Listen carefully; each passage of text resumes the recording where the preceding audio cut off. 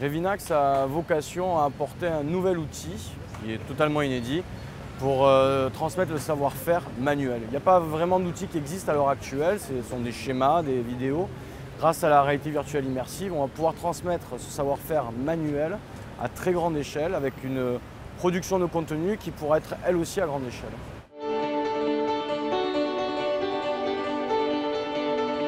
Le domaine de la santé est le premier sur lequel on a évolué parce que c'est mon bagage, je suis neurochirurgien. Ensuite, on fait du film et faire le film au bloc opératoire, c'est particulièrement difficile. Il y a beaucoup de règles à respecter. Tout ça nous a poussé à développer un hardware qui soit vraiment très pointu. Maintenant, on est sur une période de diversification puisque des grands comptes sont venus nous trouver en demandant l'utilisation du tutoriel immersif. Le tutoriel immersif, c'est l'expérience utilisateur qu'on a créée. Donc utiliser nos tutoriels immersifs adaptés à leur industrie.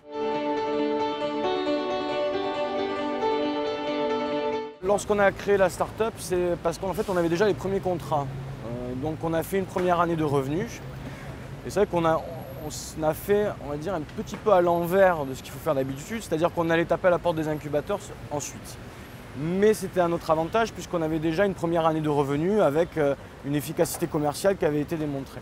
À partir de ce moment-là, on a pu avoir accès aussi aux subventions de la BPI, notamment celles qui sont accompagnées par la French Tech, prêts d'honneur, prêts bancaires, prêts via la BPI aussi. Et là, on est sur une ouverture de capital avec les premiers investisseurs qui sont rentrés.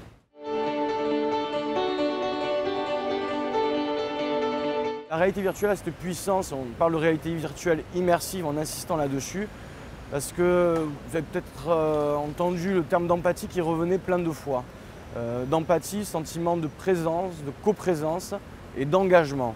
Cet engagement émotionnel fait que vous ne faites pas que visualiser quelque chose. Vous le ressentez et vous le vivez en plus.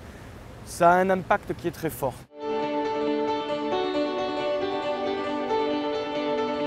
D'un point de vue commercial, il y a une partie d'évangélisation qui reste importante. Dans les chiffres qui sont annoncés, pour l'instant, on a 10 à 50% dans le meilleur des cas de personnes qui ont testé la réalité virtuelle. Et encore, des fois, ce sont sur des qualités qui n'étaient pas forcément au rendez-vous. Donc il y a certaines personnes qui n'osent pas aussi après un mauvais essai. Donc on doit leur prouver la qualité. Développement commercial qui s'allie à une diversification vers les autres secteurs industriels qui nous ont demandé. Et développement aussi à l'international avec l'ouverture d'une filiale à New York qui a été incorporée au printemps de cette année.